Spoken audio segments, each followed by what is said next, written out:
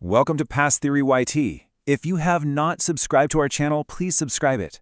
Today, we're diving into a wild explainer on modern media lawsuits. You know, these massive legal battles dominating the headlines today? Well, they actually have deep roots stretching all the way back to the 19th century. We're going to look at how the press operates, how powerful figures fight back, and the laws that are supposed to referee this entire high-stakes game. So, here's our roadmap for this explainer. 1. The Yellow Journalism Wars. 2. Actual malice and slaps. 3. Trump media versus WAPO. 4. The Steele dossier lawsuit. And 5. History repeating itself. And hey, just a heads up, English captions will be displayed for every spoken word so you can easily follow along. All right, let's jump right into part 1, the Yellow Journalism Wars. To really wrap our heads around modern media manipulation and the massive lawsuits that follow, we actually need to time travel back to 1890s New York City. Long before cable news or social media algorithms were even a thought, two guys, Joseph Pulitzer and William Randolph Hearst, basically cracked a code that changed American media forever. They realized a pretty simple, albeit dark, market truth. Anger and fear? They move newspaper copies. Accurate, unbiased reporting? Yeah, it just didn't sell nearly as well. So they built absolute empires on sensationalism, exaggeration, and straight-up outrage, laying the groundwork for what we now call yellow journalism. And honestly, things escalated incredibly fast. In 1883, Pulitzer buys the struggling New York World and flips it into this sensationalist powerhouse. Then, in 1895, Hearst buys the rival New York Journal and decides to just outspend Pulitzer. He literally poached his staff, including the artist behind a super popular comic strip called The Yellow Kid. Fun fact, that's exactly where the term yellow journalism comes from. But this vicious rivalry went way beyond Sunday comics. By 1898, these two publishers were actively manufacturing anti-Spanish hysteria out of wild exaggerations and flat-out inventions.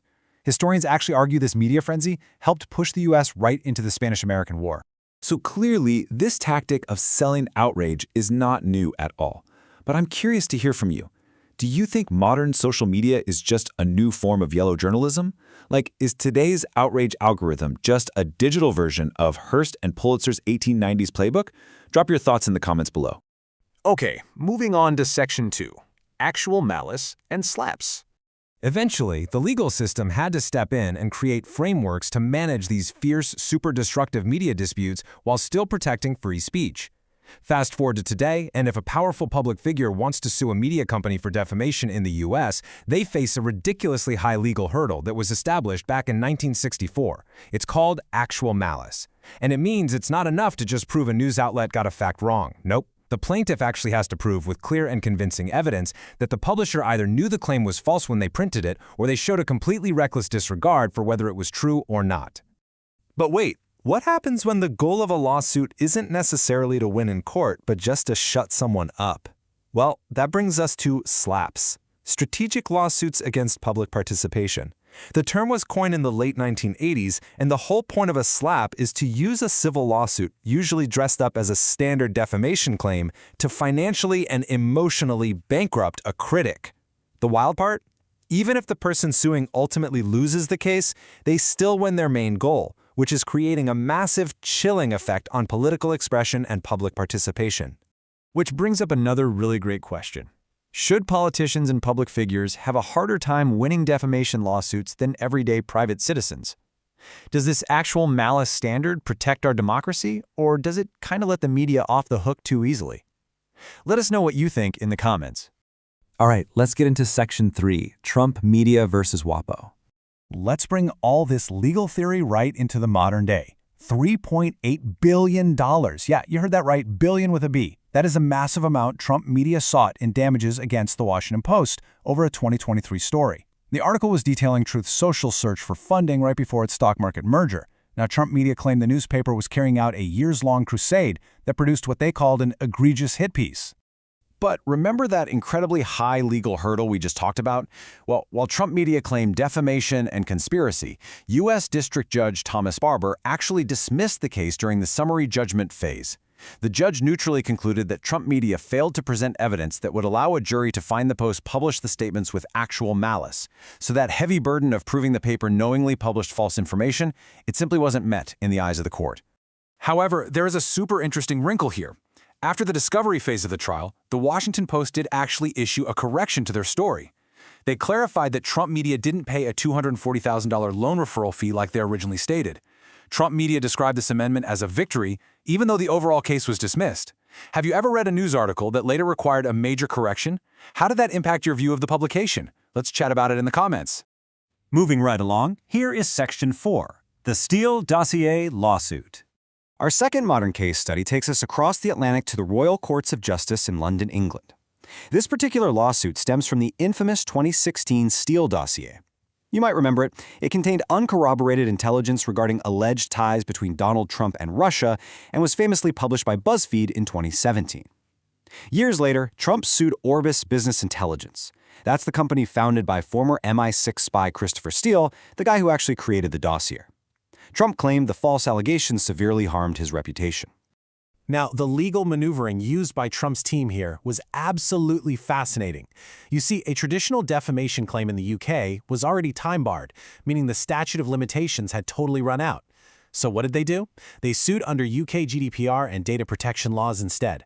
They argued that Orbis illegally processed inaccurate personal data. The judge, Mrs. Justice Stain, noted that this tactic is often referred to as a shadow libel action. Basically, it's attempting to get financial damages for reputational harm through data laws just because a libel case is no longer legally on the table. So what actually happened? Well, the UK High Court threw out the case entirely, stating it was, quote, bound to fail.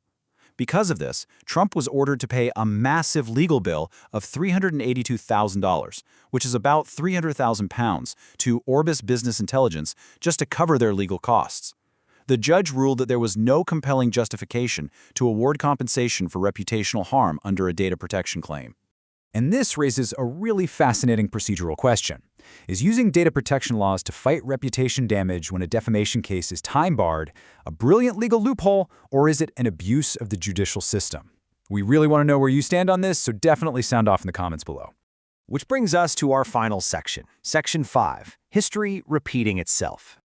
To bring this whole explainer full circle, those 1890-style newspaper wars we talked about, they've completely evolved into global legal battles. A report from the Judicium Journal highlights this steep rise in what they call forum shopping. Essentially, plaintiffs are looking at a global chessboard and actively seeking out the most favorable courts and jurisdictions to file their lawsuits, whether that's in Florida, Virginia, or all the way in London. The goal here is to create artificial connections just to subject their critics to the most expensive, inconvenient legal process possible. And that brings us right back to the core issue. As this quote from the original researchers of SLAPS points out, political retaliation was exactly what distinguished SLAPS from other strategic litigations, a freezing effect on opposing political opinions. So whether it's Pulitzer and Hearst weaponizing the printing press for circulation back in the day, or modern political figures weaponizing the courts today, there is this enduring, super delicate tension. It's a constant tug of war between a free press pushing the boundaries of sensationalism and powerful figures using slick legal maneuvers to strike back. Which leaves us with this final, really profound question to chew on. How do we balance holding the media accountable for what they publish without creating a system where the threat of billions of dollars in legal fees completely silences free speech and public participation? It's like a giant puzzle, and it's a balance we are definitely still fighting to find. Please leave your final thoughts in the comments. Thank you so much for joining me for this explainer, and we will absolutely see you next time.